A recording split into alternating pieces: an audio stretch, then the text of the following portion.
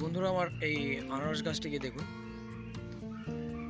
আজকে আনারস গাছের যত্ন না, আমি দেখাবো যে আপনারা কিভাবে খুবই সহজে আনারস গাছের চারা বা আনারস গাছ করতে পারেন। বাজার থেকে যে আনারসগুলো আমরা কিনতে পাই, তার আনারসটার উপরে দেখবেন একটি অংশ থাকে, যেটা আমরা পাতার মতন একটি অংশ থাকে, যেটাকে আমরা কেটে ফেলে দিই বা সেটাকে ভেঙে ফেলে দিই। তো ওই অংশটাকে সামান্য নিচের থেকে পাতা ছাড়িয়ে জলের মধ্যে রেখে দিলে কিন্তু নতুন চারা তৈরি হয়ে যায়। আমি দেখাচ্ছি।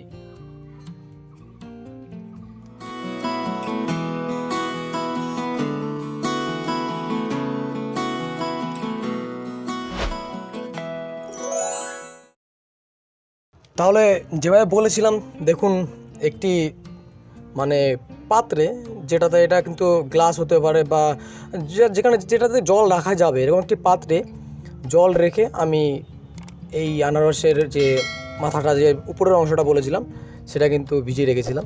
মোটামুটি 2 থেকে 3 সপ্তাহের মধ্যেই কিন্তু দেখুন কি সুন্দর রুটস বেরিয়ে গেছে। অনেক সময় একটা কাজ হয় যে হচ্ছে টেম্পারেচার, যদি ওয়েদারের টেম্পারেচার ভালো থাকে, গরমের সময় কিন্তু এই রুটসটা খুব ভালো বেরিয়ে আসে। শীতের সময় কিন্তু একটু লেট করে, গরমের সময় আরও তাড়াতাড়ি বেরোয়। দেখুন কি সুন্দর কিন্তু শেকড় বেরিয়ে গেছে।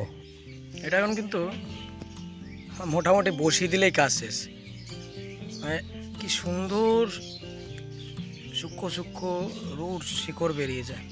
কিচ্ছু করার দরকার নেই, জাস্ট নিচের গোড়াটা পরিষ্কার করে, গোড়ার দিকে কিছুটা আপনারা দেখতে পাচ্ছেন, একটু ফোকাস করে দেখাই। গোড়াটা আমি কিন্তু কয়েকটা পাতা ফেলে দিয়ে, কিছু করার দরকার নেই, ওই পাতার ডগা ধরে টানলেই নিচ থেকে খুলে চলে যায়, কাটার দরকার নেই। তো এভাবে খুলে চলে যাওয়ার পর সেটাকে শুধুমাত্র জলে বসিয়ে রাখা। এরকম অনেক কটা কিন্তু চারা আমি করেছি। আগের যে গাছটা বড় দেখলেন, ওটাও কিন্তু এভাবেই করা। এবার এটাকে বসাতে হবে আমাদের। এই অবস্থায় রাখা যায়, আরও কিছুটা অপেক্ষা করে রাখা যায়। এভাবে এই অবস্থায় বসিয়ে দিলে গাছের গ্রোথটা খুব ভালো হবে। এবার চলুন আমরা একটা ভালো মিডিয়া বানিয়ে ফেলি। যে গাছটা আপনাদেরকে দেখালাম, যেটা সুন্দর নতুন রুটস বেরিয়ে এসছে, সেটা বসাবো। এর জন্য দেখুন একটি 6 ইঞ্চি টব নিয়ে নিচ্ছি। প্রথমে কিন্তু আমাদের একটি ছোট্ট টবেই বসাতে হবে, পরবর্তীতে আমরা একটু বড় জায়গায় দিয়ে দেবো। আনারস গাছের জন্য কিন্তু একটু বড় জায়গা প্রয়োজন হয়। এর জন্য যাই হোক, এখন যে মিডিয়াটা আমরা ব্যবহার করছি সেটা হচ্ছে জৈব সার মেশানো রয়েছে এই মাটির মধ্যে। 50% 50% জৈব সার নিয়েছি, আর 50% বিশুদ্ধ মাটি রয়েছে।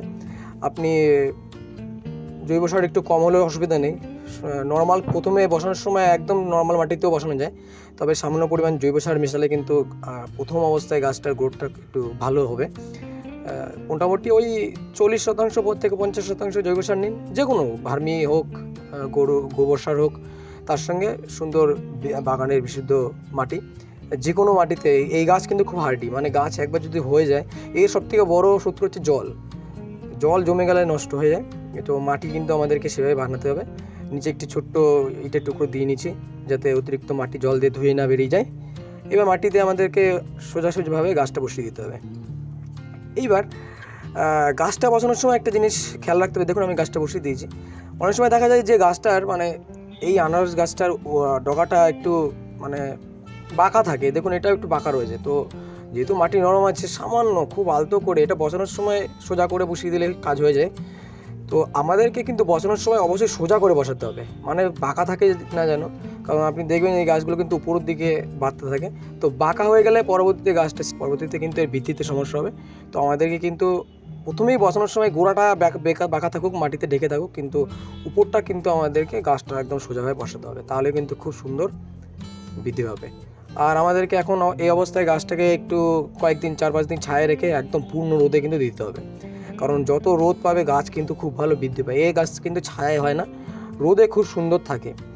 আর একটা জিনিস, জল এখন মাটি অল্প ভিজিয়ে দিয়েছি আমি, আবার জল শুকিয়ে আসবে তারপরে কিন্তু দিতে হবে। গাছের সবথেকে বড় সূত্র বললাম জল। এখন শীতের সময় আপনারা জল বুঝে দেবেন, আর অন্যান্য সময় জল গাছের গোড়াটা শুকাবে তখনই জল দিতে হবে।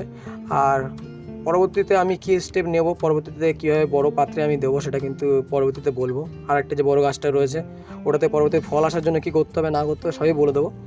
এটা কিন্তু এখন এই অবস্থায় কয়েক মাস সেখানেই থাকবে, তারপর পরবর্তী স্টেপে আর একটু বড় মাটিতে আমি দেবো, তখন মাটির মিডলটাও একটু অন্যরকমভাবে তৈরি করব। এবার চলুন আরও কিছু গাছ দেখাই আপনাদের।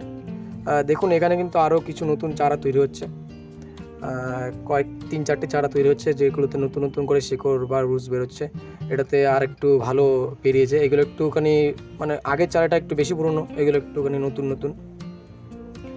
এতগুলো আনারসের চারা আপনি দেখে মনে হচ্ছে যে আমি শুধু আনারসই হয়তো খাই, কিন্তু ব্যাপারটা সেরকম না। এগুলো হচ্ছে ওই আশেপাশের লোকজন খায়, তারা এখানে ওখানে ফেলে রাখে বা আবর্জনা স্তূপে হয়তো ফেলা থাকে, আমি সেখান থেকে নিয়ে এসে এগুলো বসিয়েছি। মানে এর মধ্যে একটা বা দুটো হয়তো আমাদের বাড়িতে আনা, আর বাকি সবই ওই রাস্তা থেকেই কুড়োনো। তো গাছটা নষ্ট হবে, আমি ভাবে একটা গাছ তৈরি করি। আপনারাও এইভাবে তৈরি করুন। আনারস খাওয়ার পর কিন্তু এইভাবে সুন্দর খুবই সহজে চারা তৈরি করতে পারবেন আপনারা নিজেদের বাড়িতে। তাহলে বন্ধুরা, আশা করছি আপনাদের ছাদ বাগানেও একটি করে অন্তত একটি আনারস গাছের চারা থাকবে। খুবই সুন্দর কিন্তু এবং সহজ গাছ, একদম ফ্রি অফ কস্টের একটি গাছ, যার জন্য কোনো রকম খরচের প্রয়োজন নেই, শুধুমাত্র এই ফলটা কিনলেই হবে। তো এইভাবে কিন্তু উপরের অংশটা ফেলে না দিয়ে আপনারা খুবই সহজে একদম চারা তৈরি করতে পারবেন। দেখতেই পাচ্ছেন কীভাবে আমি দেখালাম যে কত সহজে চারা তৈরি করা যায়। আর এর ফল কিন্তু খুব সহজেই আসে, মানে বেশি যত্নের প্রয়োজন নেই, যত যত্ন কম করা যায় ততই ভালো। শুধুমাত্র গোড়াটা একটু শুকিয়ে আসলে জল দিতে হবে। পরবর্তীতে কী করতে হবে আমি অবশ্যই বলে দেবো অন্য কোনো ভিডিওতে। আর একটা কথা, এই গাছে কিন্তু ফল আসে মোটামুটি 1-1.5 বছরের পর কিন্তু ফুল বা নতুন ফল আসে, ততদিন আমাদের একটু অপেক্ষা করতে হয়। আর কোনো রকম যত্ন নেই, খুবই সহজে কিন্তু গাছ চারা তৈরি করা যায়। আপনারা অন্তত একটি আপনাদের ছাদ বাগানে আনারস গাছের চারা রাখুন, তাহলে দেখতেও ভালো লাগবে, আপনার নিজেরও ভালো লাগবে।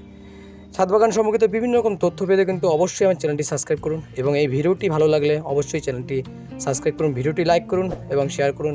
কমেন্টে আপনার মূল্যবান বক্তব্য লিখে রাখুন, বা আপনার গাছ সম্পর্কিত যে কোনো প্রশ্ন থাকলে, ছাদ বাগান সম্পর্কিত যে কোনো প্রশ্ন থাকলে কমেন্টে লিখুন। ধন্যবাদ সবাইকে সম্পূর্ণ ভিডিওটি দেখবার জন্য।